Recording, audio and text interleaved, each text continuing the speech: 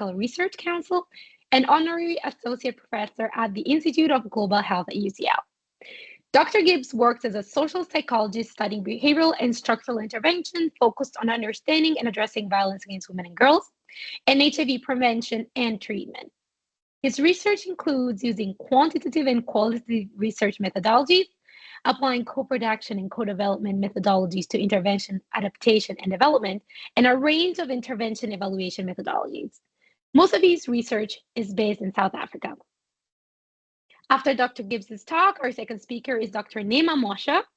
She's a scientific research associate at LMU Munich, research fellow within the Mwanza Intervention Trials Unit in Tanzania, lecturer at the Catholic University of Health and Applied Sciences, and I believe she just started a new role at LSHTM as a tutor on their statistics module, right? Over the years, Neema has worked on topics such as HIV/AIDS and sexually transmitted infections, non-communicable diseases, gender-based violence, women's economic empowerment, violence against children, maternal and child health, and mental health. Her major interests lie in insight provision, recommendation and advice on policy change through the use of evidence-based approaches. She also supports capacity building in the growing arena of epidemiology and biostatistics in sub-Saharan Africa. So again, a warm welcome to everybody. Thank you for joining us today. Thank you to our speakers. And without further ado, let's begin with our first presentation by Dr. Andrew Gibbs. Cool, thanks. Thanks for the introduction as well. And thanks everyone for coming. So I'll get the slide up first. So I guess I'll talk much more about violence against women and HIV. When it gets up, there we go. Cool. So really kind of drawing a lot on my work in South Africa, but lots of other things. So just to give you a little overview, I'll talk briefly about the relationship as violence as a driver of HIV acquisition, then HIV acquisition as a driver of violence against women and girls. The impact of violence against women on HIV treatment and care and prevention, so some overlap with Neema, but I'll try and keep away from her work. And then touch a little on what interventions there are and where the field is going a little. So I just want to clarify, that's the wrong word, but say that the focus of this talk is primarily on heterosexual women and research in sub-Saharan Africa.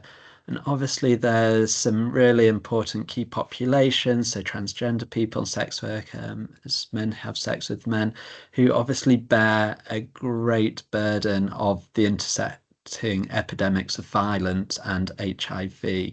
So that's obviously one of my gaps in this talk. And it's just I haven't done much work or any work really on these key populations. So to talk about them feels a bit wrong.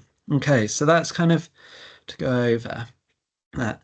So I guess we go back a while, go back almost 11 years to when the WHO came out with 16 ideas for addressing violence against women in the context of the HIV epidemic. And I guess back then, HIV was an important pathway or vehicle to get violence against women and girls onto the agenda, onto the public health agenda. And so there is a lot of work from early on, if we think, 10, 15, 20 years ago, which really looks at those kind of intersections. And so lots of the work we'll see is a bit older, and it hasn't been updated as much as we might imagine. Anyway, the WHO identified 4 potential pathways linking violence and HIV. So the first one, which I won't touch on much, is seeing that they have shared common risk factors. So not that one causes the other, so it doesn't drive each other, but rather saying that things such as gender inequalities, and gender inequalities in particular, are a common risk factor which puts women both at risk of violence and against HIV, but rather than seeing them having any kind of shared kind of drive either way. They then identify a second pathway, so some indirect pathways of violence driving HIV risk acquisition. And then the third pathway, and we'll look at pathways 2, 3, and 4 in a bit more detail, is the direct transmission of HIV as a result of rape. And then finally, violence as a consequence of HIV disclosure. So where the kind of pathways 2 and 3 see violence as leading to increased HIV risk, the fourth pathway sees HIV acquisition and disclosure as potentially driving violence. So what we'll do is kind of look at those in a little more detail. So pathways 2, 3, and 4. This is a slightly complex and busy slide, but this is starting to say how might women's experience of intimate partner violence in particular be associated with HIV acquisition for women. And what they want to do in this is really kind of identify a series of indirect pathways. So if we look at this model here, which is, I think, taken from the WHO paper, but is also used in the kind of this model, this paper by Rachel Jukes and colleagues. They suggest that women who experience violence and lack of power in relationships, this will increase HIV acquisition risk for them through a series of indirect pathways. So one is through increasing poor mental health and substance use, which leads to more risky sex as they describe it. So more partners, transactional sex, sex work, sex while intoxicated, all of which are clear kind of proximate risks for acquiring HIV. Also see kind of violence and gender inequality having a direct pathway through to more risky sex rather than through poor mental health. And finally, an indirect pathway through what they term reduced protective powers. So more acquiescent femininities, at which they're getting at women are less able to kind of challenge and push for their space and ability to negotiate in relationships. They might experience more frequent sex and less condom use. And that, again, is an indirect pathway. So violence and kind of gender inequalities don't necessarily have a direct pathway to HIV acquisition, but rather through a series of indirect pathways.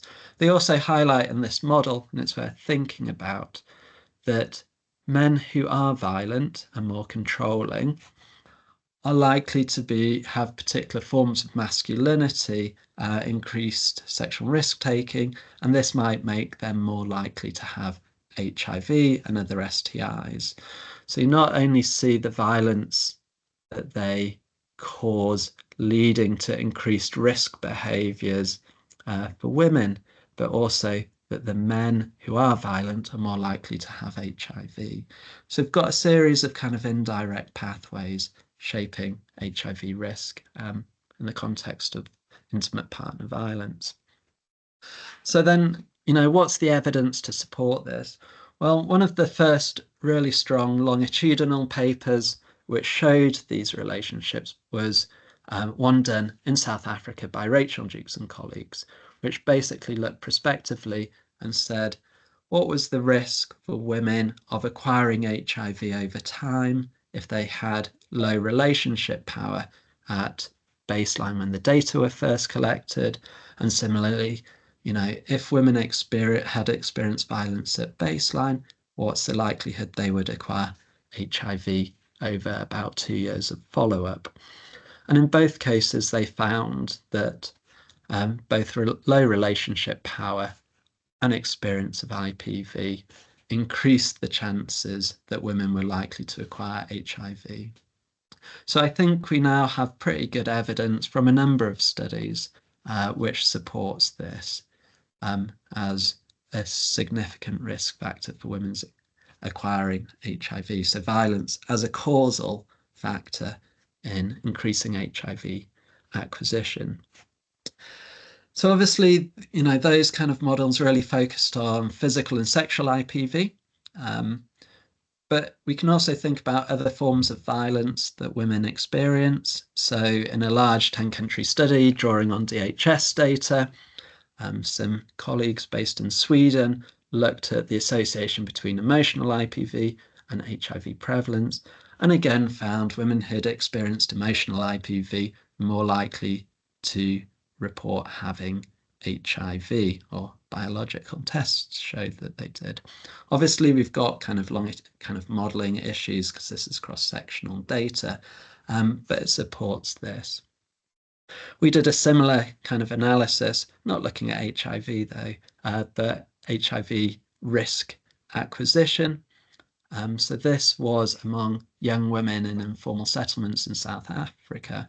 And what we wanted to do was, rather than just focus on whether physical and sexual IPV experience was associated with a range of risk factors, so transactional sex in particular, more sex partners, less condom use, alcohol or drug use, wanted to also look at whether emotional IPV and economic IPV, so withholding money, having money taken from wages, being thrown out of the home, was also associated with increased HIV risk.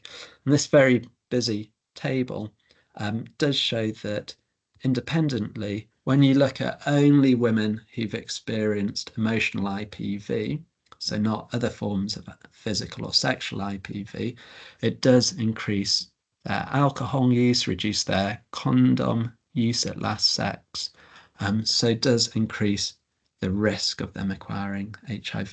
And similarly for economic IPV, that was strongly associated with increased transactional sex, both with the main partner and with the casual partner as well. So what we see here, and what we see in the previous slide, is that various forms of intimate partner violence are associated with increased kind of risk behaviors or HIV acquisition. So as we think about these links, we need to kind of push past kind of physical and sexual IPV. So the next pathway we're going to look at is about rape as a direct risk factor for acquiring HIV. So there's actually really limited data on this from a population level kind of aspect, rather than individual case studies and example. There is some kind of research about rape in the conflict settings that suggests it does increase HIV incidence. But that's the kind of background where Naima Abrahams and colleagues, again in South Africa at the Gender and Health Unit, kind of established the Rape Impact Cohort Evaluation Study, so RICE study in Durban, South Africa. To give a bit of background to that study, it recruited women aged 16 to 40 years from two kind of settings. So from women who had reported and gone to post-rape care services. So in South Africa, there's a one-stop shop service system called Tutuzela Care Centres. So they recruited women who had reported being raped there. And then they recruited a control group of women from primary healthcare services. So they had to screen those women to see whether they'd been raped as well. So they looked at, what was the rate of HIV acquisition in both those groups and whether that was different. So they followed up women who were HIV negative at baseline over between 12 and 36 months with very detailed kind of surveys. In the first year, they followed up every 3 months and thereafter 6 months. So they were really looking at, amongst these two groups of women who reported being raped and a control group who didn't, was the rate of HIV acquisition the same or different? I think one of the things that they found in both groups was that there was very high HIV incidence anyway, which is a big challenge for South Africa. But what they did show is that compared to those women who weren't rape exposed, up to about 9 months, HIV incidence was similar. And you can see that as the dark line and the dotted line basically overlap until around 9 months. But it emerged that those who had been rape exposed, had experienced rape at baseline, After 9 months, there was a diversion where they started to acquire HIV at a greater rate than those who hadn't. So what they suggest this shows is that HIV acquisition risk wasn't in the immediate post-rape kind of 3, 6, or 9 months, but rather via longer term impacts about the kind of psychological and emotional impacts of rape. And it was in that sense similar to kind of the research on IPV, where it's not the violence per se, but rather the ways it kind of impacts on women in multiple and different ways that really increases HIV risk over time. So really important, because that's got really important implications for how you respond and build responses over great time, over a longer time. So let's kind of just move on a little. So now we're kind of shifting our focus. So this time we're shifting from violence as being a risk factor for HIV acquisition to where women acquire HIV being a risk factor for violence. And I think generally there's pretty good evidence that this happens. So, and that's linked both around disclosure, particularly, and around concerns about stigma and impact. So a couple of reviews, again, slightly older, 13 years ago and 20 years ago, really looked at what was known about the impact of where women are HIV positive and experience stigma and disclosure issues, what their concerns were, wide range of issues related to HIV-related stigma, so negative impacts on families and communities, isolation, criticism from the family, and various forms of abuse and violence from the partner, including divorce and separation because of this. And from 20 years ago, it seems more recent than that, a review looked at what concerns of women disclosing their HIV status was, including fear of accusations of infidelity, abandonment, and discrimination. And they found that in previous work, between 3.5% and almost 15% of women reported experiencing violence from a partner following disclosure. So obviously this is a significant concern for women. So I want to shift gears slightly to look at the impact of violence against women on HIV treatment, because we would probably anticipate that women who experience violence are likely to have impacts on HIV testing, treatment, and adherence. And I think it's worth looking at what qualitatively people have said about this, or what women have said about their experiences, before looking at some of the quantitative data on this. This is a really interesting paper I found, looking at women's experience of adherence to treatment in Tanzania. So they did interviews with 35 women living with HIV and identified a number of ways in which violence in its kind of multiple forms impacted on women's ability to adhere to HIV treatment, ranging from having a lack of fare for transport to attend clinics, and that included men, their male partners, not providing them with money, so forms of economic abuse, delaying attendance at clinics, so having to request permission to attend clinics, and men seeing women going to the clinic to get their treatment as abandoning the family responsibilities, so forms of controlling behaviours and emotional abuse.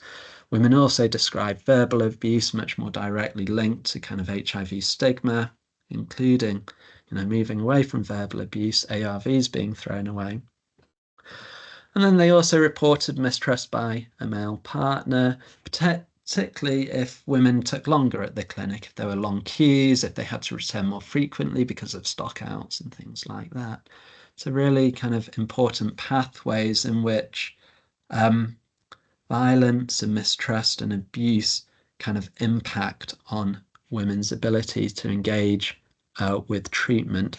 And I guess one of the themes they also raised, and this is really important, is that women experienced all these challenges and violence from male partners, but they also looked at ways of addressing this themselves. They might not always be the most challenging or ones which contest power, but rather ones they thought could work. So hiding medication and changing times of medication. So they recognized the importance of adherence and worked as best they could to address this. So we'll look at a couple of quantitative papers now, just quickly, to kind of see what do we see between violence that women experience and adherence. So this is one we did again in South Africa, looking at women, young women, so 12 to 24 years, in very high HIV endemic districts in South Africa, and really looking at the treatment cascade. So trying to assess, and this is a few years ago, or the data was collected a few years ago. So it was 1990 from UNAIDS. So that was 90% of those who are HIV positive knowing their status. Of those who know they're HIV positive, they wanted 90% of those to be on treatment.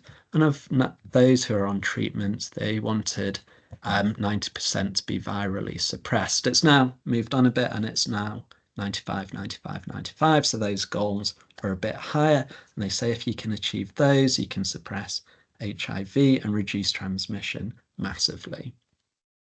So just quickly, if we look at this table, what we see overall is pretty low achievement of the first 90 and only just starting to reach at the second 90, almost at the third 90. But what we did was split it amongst those who'd experienced violence from an intimate partner compared to those who haven't. And what we see in the first 90 in this sample is that there is no impact of violence. There's no difference there, to be precise, between the two groups. Similarly, with the second 90, no real difference about those who know their status being on treatment. But it was in the third 90 we saw amongst those on treatment, they were less likely to be virally suppressed if they'd experienced violence, I think, in the past year. So we see it really hitting on the third one. Obviously, this is cross-sectional, and there's lots of questions about how women may cycle in and out of treatment depending on their wider lives. That's an important question. Just quickly, a large study recently got published, which also looked at this, but drawing on nationally representative demographic health surveillance surveys. Again, they've got cross-sectional data issues, not longitudinal, which is a problem with my study as well. But they found pretty similar evidence. They found in these kind of big studies no association with past year IPV and recent HIV testing. Some mixed evidence on the impact of IPV and ART uptake, though it depended how they modelled this association. But what they did see is a reduction in viral suppression, which is the ultimate goal with IPV. So where women experienced IPV, less likely to be virally suppressed. So kind of reflecting my analysis from a while back. So I guess one thing we need to do is start to think about, there are lots of new HIV prevention technologies, stuff like pre-exposure prophylaxis, which is really important in enabling women to take control of their sexual health, microbicides and the ring are other forms like that. But pre-exposure prophylaxis is pretty interesting and important.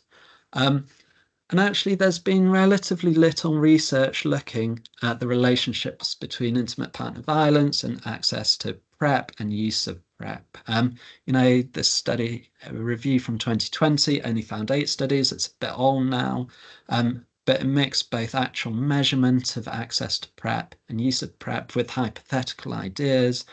And they found that in these 8 studies, there's some evidence that IPV increases women's interest in PrEP, which would be important because we know that women who experience HIV more likely to acquire experience violence, more likely to acquire HIV. So it's important that they're interested in PrEP. and some mixed evidence about the impact of IPV on PrEP actual use. And similarly, we're seeing quite mixed studies about whether IPV really does impact on PrEP use and kind of adherence to it. So this is one of those kind of areas where there needs to be a lot more work and there's no clear kind of agreement on what's happening. So just to kind of touch on some of the other strategies and ideas. So back in 2013, this was the 16 strategies that the WHO published on, and they kind of looked at what was the evidence at the time. And I guess what they wanted to do was highlight a range of strategies. So some of these are kind of more general, transforming social and gender norms at the top. And obviously the films move forward a bit around lots of these. Some of this is about empowering women and girls, but they also identified 4 areas for addressing the intersections more directly of violence and HIV. So I just want to look where the film's at a little more around that now. So it surprised me to find that actually there hadn't been much research which really addressed both HIV and IPV in interventions. So this was a relatively recent review from last year, which kind of looked at interventions which explicitly addressed both and measured both. And they only found 15 interventions which did this. 13 of those really focused on HIV prevention, so access to testing, risk needs assessment, addressing kind of sexual risk behaviour. A number focused on IPV, which were more focused on addressing gender norms. And only 2 of the 15 focused on really addressing kind of the treatment cascade, so adherence. So very little, although I do know the NIH has been putting money into these kind of questions a bit more. And then if you want to also think about the ways of levels of interventions, you know, most of these, 11 out of the 15, are focused on individual behaviour change, with only 2 focused on what they term interpersonal and individual change, but unclear how that's much different. But really important, we know that there are institutional processes and structural interventions which can help address and integrate IPV prevention and HIV treatment and prevention together, but very little really focused on that.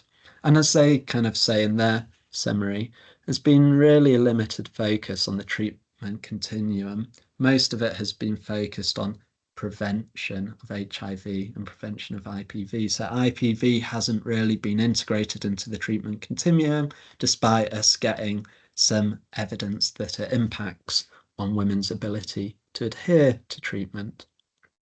And they also just focused, on the very limited number of studies, even though we know that there's a bidirectional relationship between HIV and IPV. Very little has been focused on that. And they also highlight a limited focus on key populations, so men have sex with men, sex workers as well. And I think that might be it, if we're lucky. Let me just see. Oh no, summary.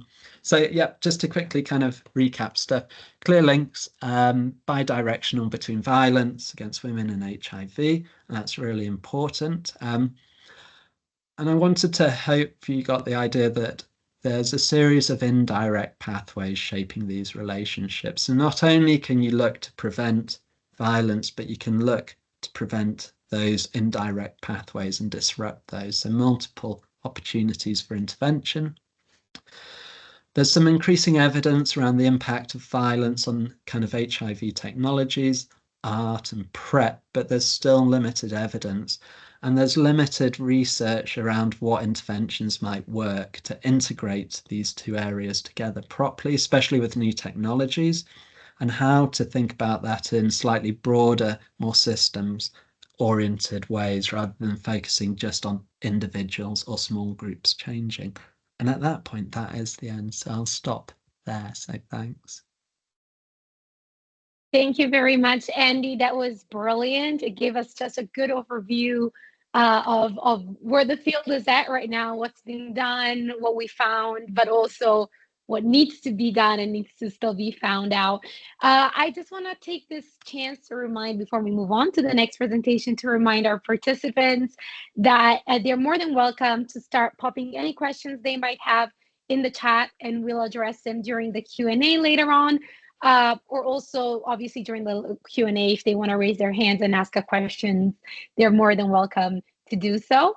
We're now moving on to our second presentation. I think this was a brilliant, setting the stage for what's coming next. Our presentation by Dr. Neema Moshe, specifically on HIV testing and intimate partner violence. Take it away, Neema.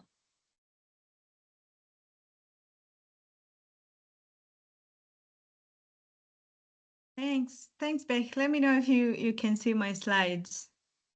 Great. So I don't know what I'm going to talk about because Gibbs has touched like every part of my presentation, but luckily I'm going to focus on one of the study that we are currently finalizing from Tanzania. And it's a study from women in Mwanza, which is located in the northwest part of Tanzania.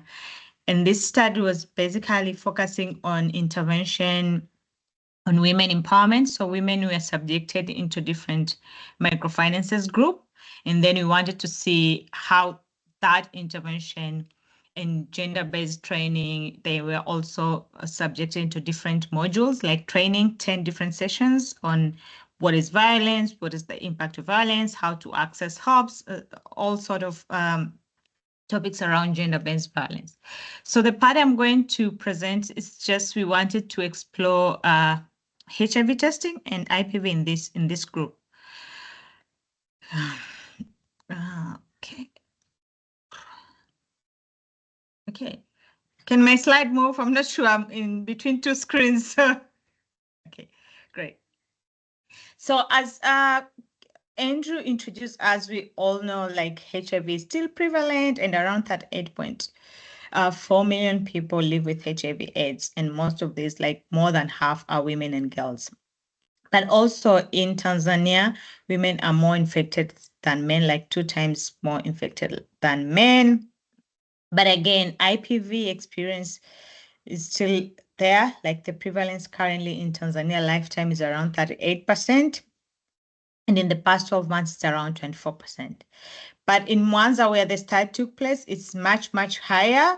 Around 72% of the women around here, they've experienced some sort of violence, any type of violence, physical, sexual, emotional, one of those type of violences they've experienced. So this is based on the study we currently conducted in Mwanza. So you can see it's quite high, like 3/4 of the women have experienced violence, any type of violence in this part of the country.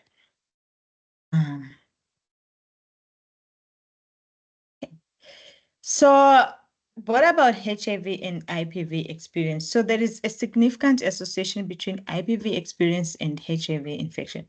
So almost people who experience IPV are 48% higher likely to occur HIV infection, which Gibbs has already shown in different ways.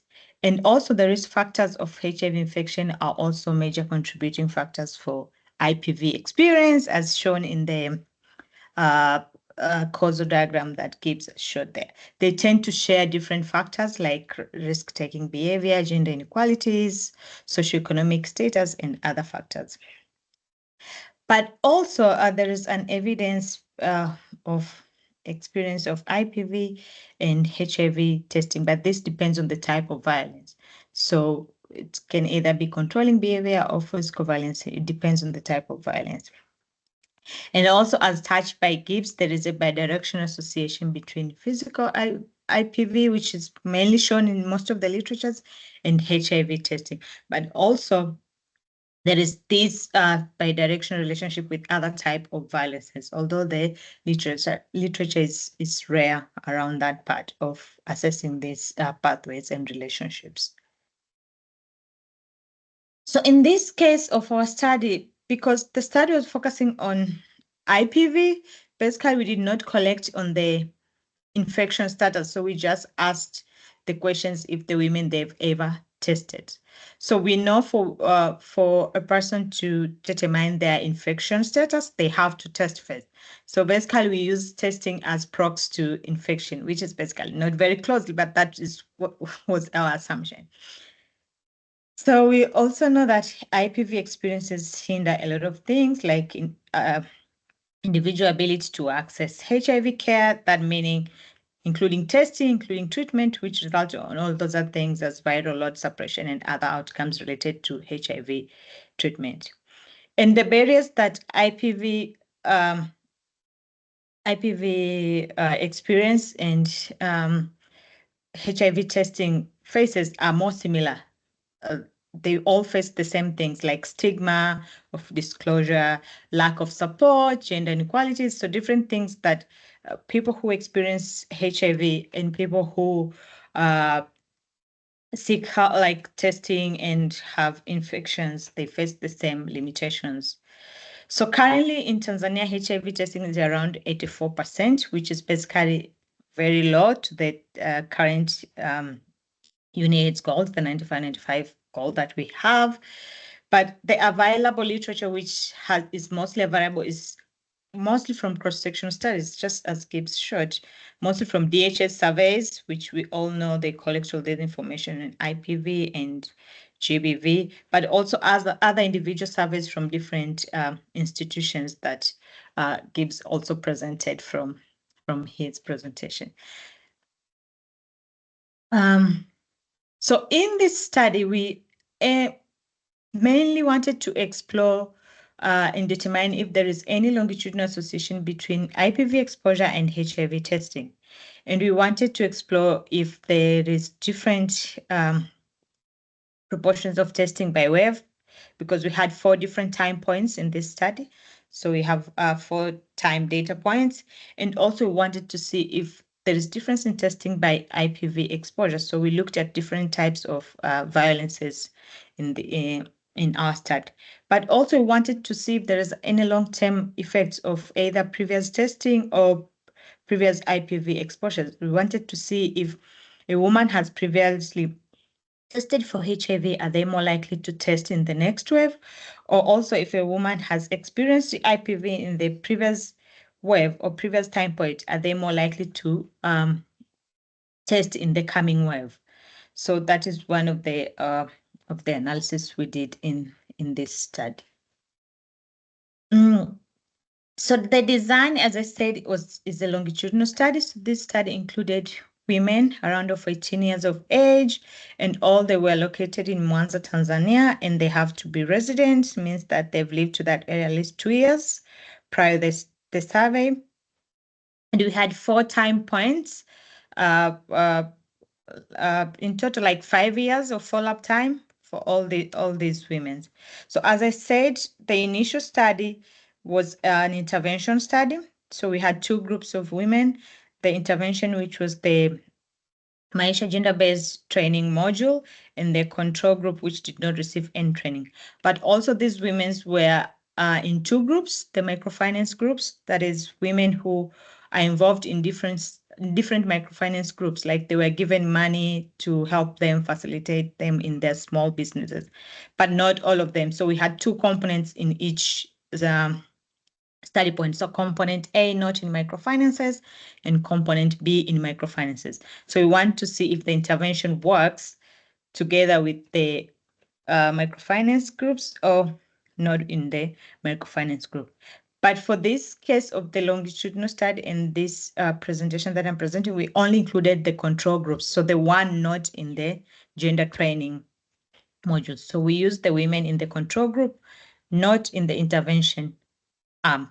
So they can either be in microfinance or not in the microfinance, but not in the gender training, which was the main intervention.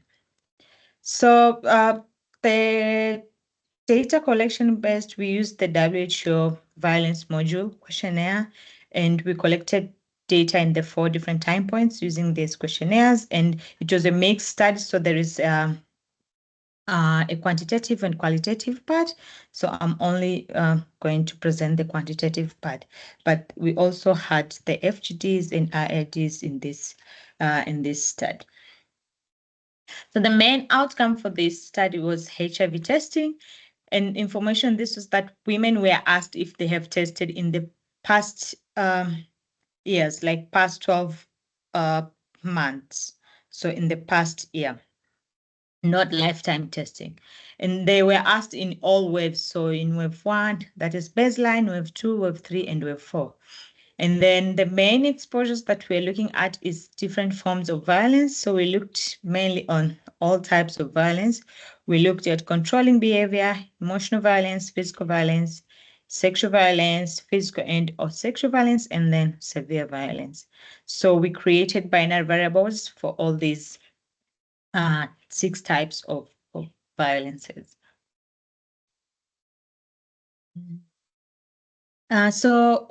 Together with those pain variables, we also looked at different explanatory variables. We looked at age, both women's and partners' age. We looked at education level, both for women and partners, socioeconomic status, duration in the relationship. We also looked at condom use and if the women have received anything like money or food or whatever as an exchange for a sexual activity between him and the man that they had a sexual activity with.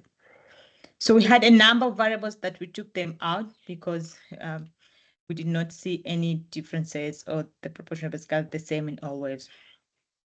What we did, it's just describing first the prevalences of testing and IPV and cross tabulation between the two variable HIV testing and IPV. And also we did the mixed models, Pascal, for all the violence types, so different models, 6 different type of models because of the correlation between these violence variables.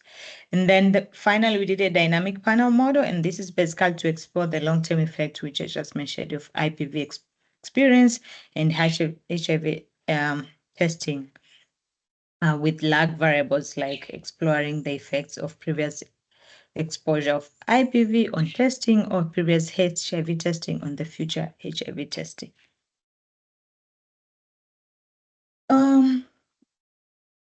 So what we are seeing here is just a bar graph of HIV testing. So looking at the proportions is that the testing proportion was increasing by wave. We started at 52.7 to around 61, but the differences were only significant at wave 1 versus wave 3 and wave 1 versus wave 4. And this is maybe it's because of the time in between them. And we expect that the assumptions that at wave 4, we think these women were tired of answering this question because they were asked in every wave and they're like, we already answered, and they were just like exhausted to say, yes, we have tested. So we tried to ask for their HIV status, but this was only asked at wave 4, and only around 10% were ready to disclose their status out of these who have tested. So that's where we could reach. We could not have more further information about their HIV status, if they're positive or negative. And then on IPV, so the most common IPV that was experienced by these women was controlling behavior, which was around 70%, so 3/4 of these women has experienced some sort of controlling behavior, with the lowest around at the sexual violence. And the differences, there's fluctuations of the reporting between waves, as you can see, but basically controlling behaviors and emotional violence was the most common type of violence experienced by these women in this group. So around 45 to 50 on emotional violence and around 61 to 71 for controlling behavior. Sexual violence was around 13 to 21, while physical violence was around 13% to 24%. That was the maximum. And if we try to explore the trend, there was a decreasing trend of the violence reporting by wave for all types of violences. You can see that the trend was decreasing, except for emotional violence, which the trend was increasing. So for other type of violence, we has decreasing report of violences, but only emotional violence has a increasing trend, which was significant for wave 1, 2, and wave 3 and wave 4, but not no significant differences were observed between baseline and wave 2. And this, I think, is because of the time differences. So we did not have constant time follow-up between wave 1 and wave 2. So we had like 2 years in between wave 1 and wave 2, and 1 year between wave 2 and wave 3, wave 3 and wave 4. Okay. So when we looked at HIV testing among those who were exposed to different forms of violences, you can see that almost more than half of, in all type of violences, half of the people who experience those violences, they've tested for their for HIV. So the minimum was around, the lowest testing was in wave 1, which is basically, we can see there's an increasing trend of testing by wave. So at baseline, we started around 53 and we ended up around 56. And then at the highest we could get was around 69 with severe violence at wave 3. But at wave 4, the trend started to decrease, and this is maybe saturation point, as they were tired also to be asked maybe this question if you have tested in the last 12 months. So on the models to look on the association between IPV and HIV testing, we only saw a significant association between controlling behavior, and I think Gibbs also pointed out on this, and this was only in unadjusted models. So we saw that women who experienced controlling behavior had 29% times, they were 29% higher likely to do HIV test compared to the ones who did not receive, did not experience controlling behavior. The rest of the other violence types did not show any significant association, and this goes to the adjusted models too. So unfortunately, we saw this in our study, but that's what we got from this. Looking at the dynamic models, the key message we got here is that women who previously tested for HIV, they were more likely to test in the next wave. So the mean overall estimate was like they were 2 times higher likely to test in the next wave. So if women have tested at baseline, they were more likely to report that they've tested in the next wave, and that similar to wave 1 goes to the same to the wave 2. And so this was the mean estimate. And also we saw that the physical violence, once women who experience physical violence, they were also more likely to do the HIV test, and this was the mean estimate, overall estimate. So if women experienced physical violence in wave 1, they were 15 times, they were 15% more likely to test in wave 2. And again, if they experienced physical violence in wave 2, they're 15% more likely to test in wave 3, same to wave 3 to wave 4. But the rest of the violence, we did not see any association. And here we only explored these 3 types of violences because we had to create like a score for these variables. And as you know, we do not have, and this is like we created a variable to scale the severity of these experiences, and only these violences that on the WHO, they ask like if you've experienced this violence, like how many times. The rest of the violences, they don't ask those questions. Even in our tool, we do not ask those questions like the extent of violence experienced on the time that they've experienced violences. So from this study, we saw that more than half of the women, they've experienced some sort of violence. So either physical, emotional, sexual, any type of these violences.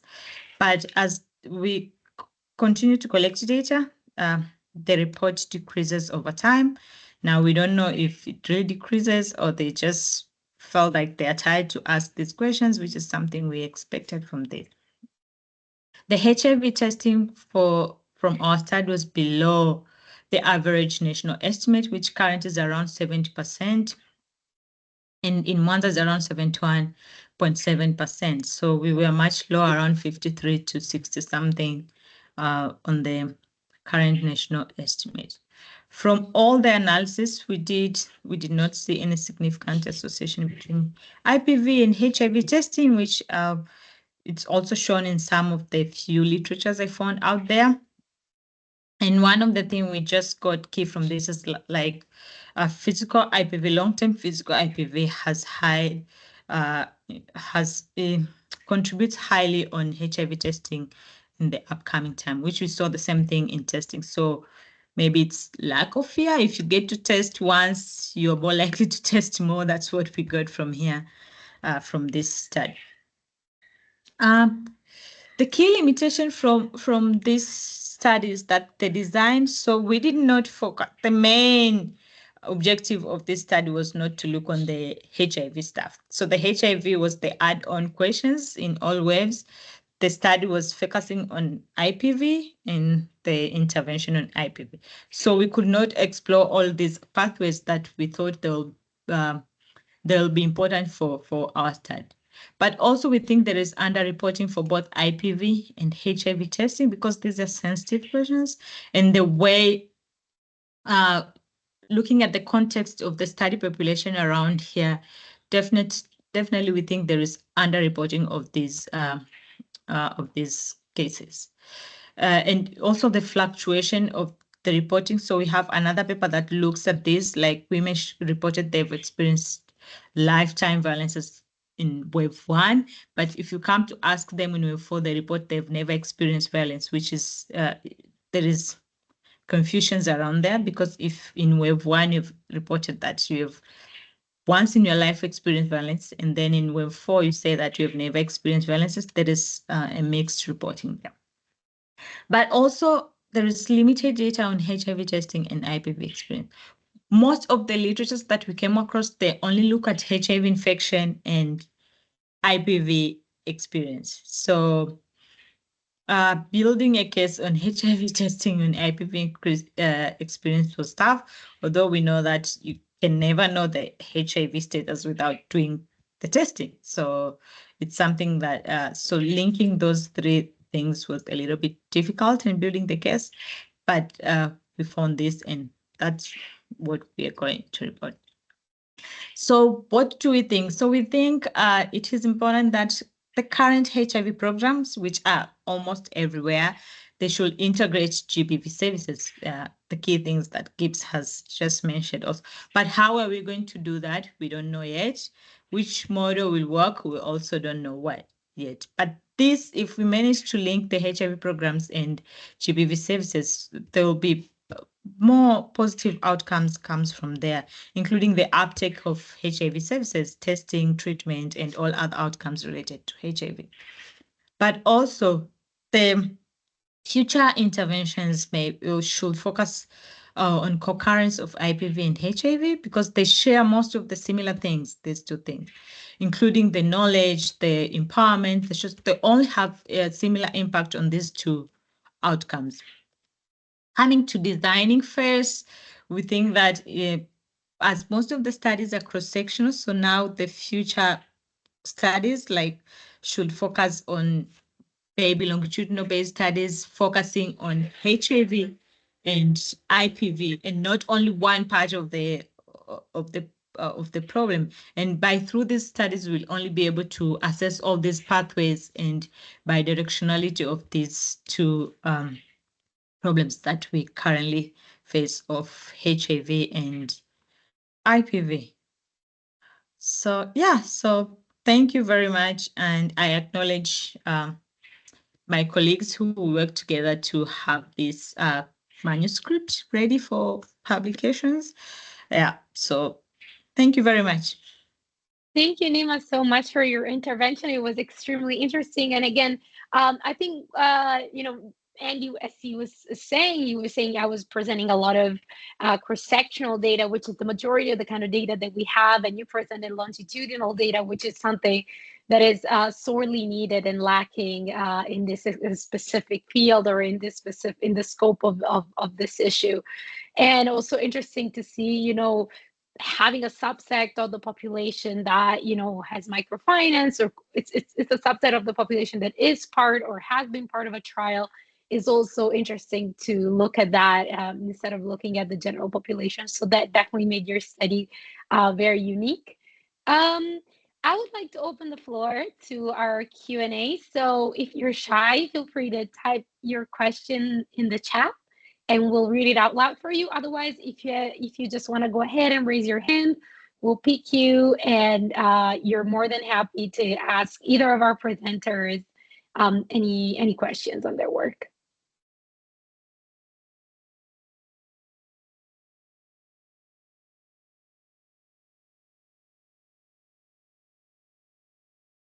Yes, we have a question from our very own Sabrina. Go ahead. Sorry, no, my Teams is just being a bit funny at the moment. Let me see if it's possible to.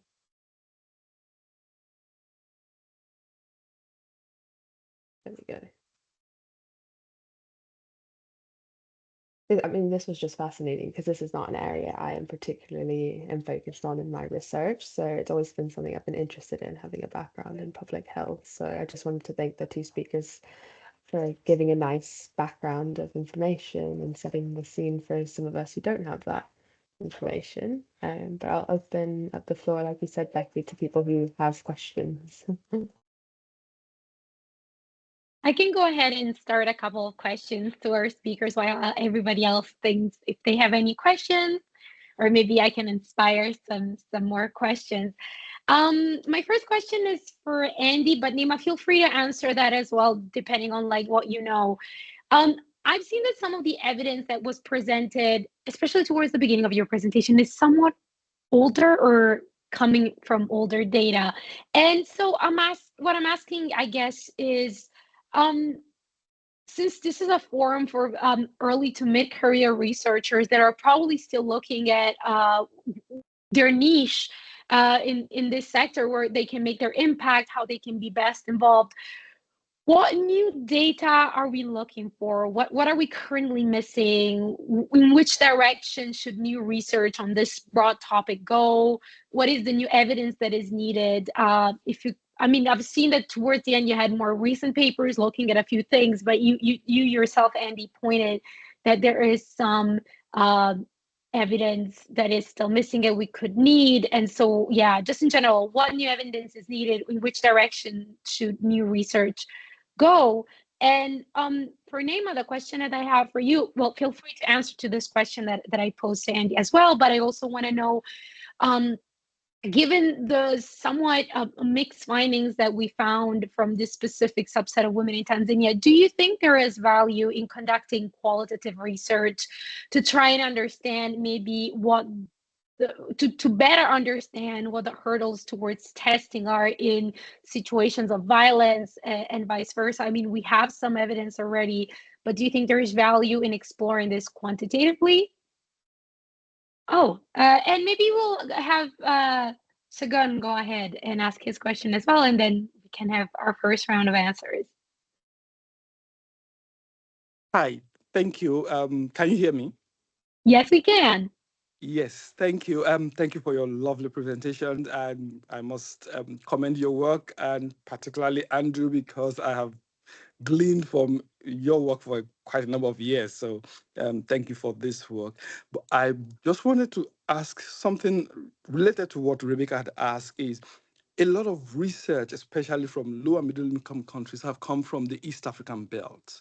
Does it sound like that area is over researched when it comes to this particular topic? And what do you see is the barrier towards getting further research from other areas of Africa, especially West Africa, or maybe not Africa? Thank you.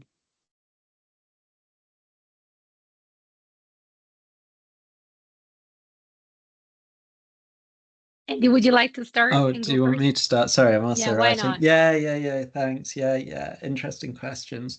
I guess in terms of the evidence, I think in some ways, some of the kind of basic fundamental questions, does violence cause HIV? Although there'll always be important, especially if there's longitudinal analyses. I think that's one of the big gaps, that still so much of it is cross-sectional. So Nima's analysis prospectively is like super, I was trying to think if we measured HIV testing in our data or not over time. I can't remember now. I was like, so I think that, I guess one of the big things has almost been the failure of HIV prevention technologies in terms of promotion of condoms, behavior change type thing. I think even though that's still, a fundamental plank of HIV prevention, it's been very patchy in terms of effectiveness.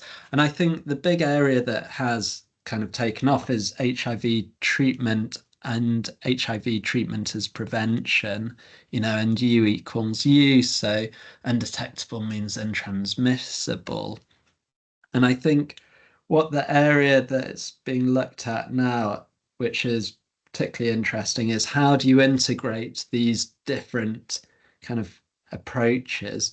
And I think, even though, people will be doing studies like, does IPV affect PrEP uptake? But I don't think there's much work looking at, can we integrate IPV prevention and HIV technologies like PrEP? We did a very small pilot, not even a pilot, kind of with 40 young men, where we simply kind of ran a variant of stepping stones, trying to address violence a bit, stepping stones and creating futures probably, and integrate a bit of, referral it to services, a bit on PrEP, but the problem is you've got to be able to do that in contexts where there's a relatively functioning health system. So trying to find those spaces to do that. Because obviously, so that's, I think working at those kind of spaces is pretty different and pretty innovative. And I guess the other big thing, which is even more complex, is integrating programming into existing kind of government structures, so into HIV testing and treatment services. Like, how do you actually do violence prevention, violence integration into institutional systems? It's a bit like, how do you scale up violence programs? We might be able to do it, even if I think about what we did, deliver a combined intervention to a small group, but how do you actually scale that up and integrate it in? So I think they're the kind of big questions which are particularly interesting. But then again, there's lots of kind of stuff about understanding thing over time, so there's lots of qualitative still to be done, I think, about people's engagement in treatment over time and how that changes because of violence. We just don't know. Have lots of snapshots, but we don't know if people disengage, re-engage. So masses of questions there. In terms of the focus, Southern and Eastern Africa, and that's, I guess, driven by just where the HIV epidemic is particularly generalized and particularly large. So it makes it, and there's kind of research infrastructure, organizations who can do this complex research, and money's been going. I guess in West Africa and other places, just thinking about West Africa, where the HIV epidemic is particularly maybe amongst key populations, so maybe less of a generalized epidemic. We've got questions about illegality in terms of, if laws are in place which criminalize key populations, makes it a lot harder to do this work. And or if there's a lot of kind of social norms which stigmatize. So I think that's partly why this work's been done more in Eastern and Southern Africa, I would guess. That would be my thought. I don't know what other people think. Anyway, I'll leave it there. Thank you. Nima, would you like to reply to any of this too? My question Yeah, sure. So I think the first on the gaps, Gibbs has already touched on it. We have a lot on integration of these two things. I think we have done pretty well with the HIV services. So if we can manage to create some sort of a model, a similar model that does not focus on one time point prevention of IPV, but focuses on the long term, like the way we make follow-up on HIV patients, we do the same thing on people who experience IPV, because there is a lot of outcomes that are related in this, the mental health outcomes, things like that. So I think how to integrate the two things, if we manage to find that, there is a current study here they're doing, but they're doing it in adolescents who are HIV positive. They just started, I think, in their unit, and they want to see the experience of IPV and help-seeking behavior and whatever else. They are looking on different things. But again, as we said, it's a cross-sectional study. That's the only challenge that we have. So maybe this will be a starting point, and we can build a case from it. Same thing, I think a lot of investment are already made to set this HIV services.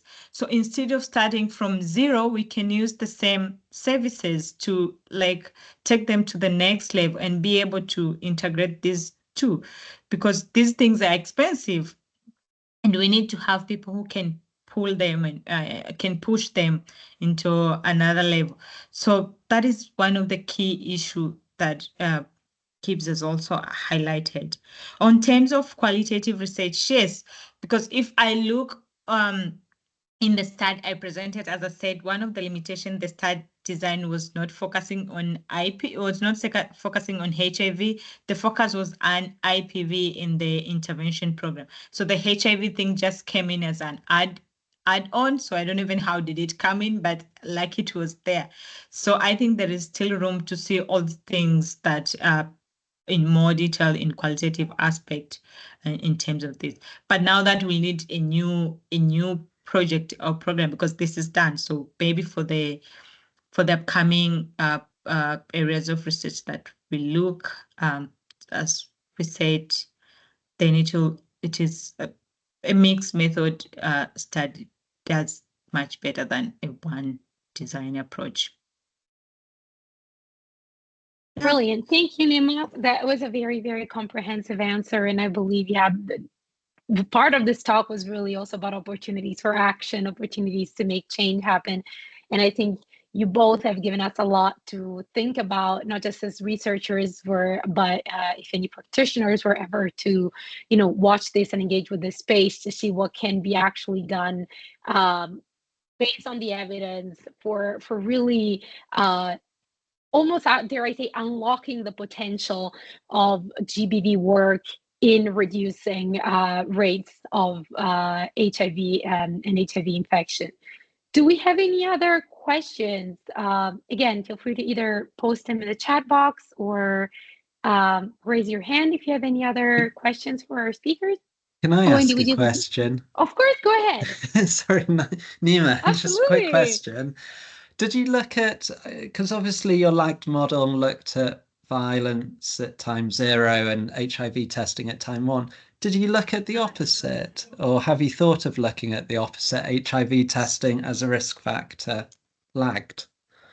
Yeah, so no, we did not look at that, but we wanted to look at that. The only challenge is that by the time I was doing this analysis, I was still exploring the lagged models, and I could only work with the lagged models in terms of a linear scale. So currently I've figured it out in terms of working with the log scale, because HIV testing is a yes and no thing. So I could not do it in a linear scale. But now I've figured it out on how to do it in a log scale. So maybe I will try it, because the initial thing was like, okay, let's look at the bidirectional stuff, but then the modeling thing and the statistics got stuck. So I just had to look in one direction. Fabulous. You're a statistics person to know then, because that would have confounded me and defeated me. Fabulous. Look forward to that then. Yeah. Great. No, absolutely. Nema's our go-to person for all statistical questions. She sweeps in and helps with all reviewer comments, big statistical questions. So she's wonderful. Again, are there any more questions? If there's no more questions from the audience, I believe we will be posting the recordings of this talk online. And I'm going to head over to my colleague Sabrina, who's going to briefly plug our next event tomorrow. Yeah, thank you so much, Becky, for moderating the session as well, of course, and thank you so much to our two presenters. Like I said, super fascinating and really well presented for people who aren't necessarily up to date with the latest research in HIV and IPV. So thank you so much. Yes, I think I'm doing. Also, we have our last event for 16 Days of Activism tomorrow, and that will be a panel discussion on online and offline child sexual exploitation and abuse. So yes, please feel free to join us. Any last remarks, Becky? Somebody was asking where they can get the recording. Oh yeah, definitely. So I will send out an email to all participants with a link to the recording either later today or by tomorrow at the latest.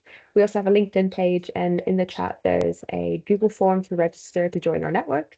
So do feel free to join us, and we have more information about our events and following events as well on there. So thank you again, everyone, for joining. Brilliant, fantastic. Thank you, everybody. And again, warm thank you very much from our side to our wonderful speakers. And again, if you would like to join our network, please look at the Google form or sign up on the Google form. And if you want to see tomorrow's event, there's also the link to the Eventbrite registration. Thank you so much to everybody who came on today. And yeah, hopefully see you soon at our next event. Thanks, everybody. Bye. Great. Thank Thanks. you. Bye-bye. Thank you, Andy, so Bye. much for Cheers. coming. Thank you, Nima. Brilliant. Thank you so much. Nima, can I have you just for a sec? Do you have time tomorrow by any chance? So Let me know. tomorrow. Yeah, I'll Thursday. let you know. I'll text Okay. you. Fab. Okay. Okay, fantastic. Okay, thank you so much Bye. again for coming and for the talk. It was brilliant. Thank you. Thanks. Thank you. Okay, if there is no more questions. Okay.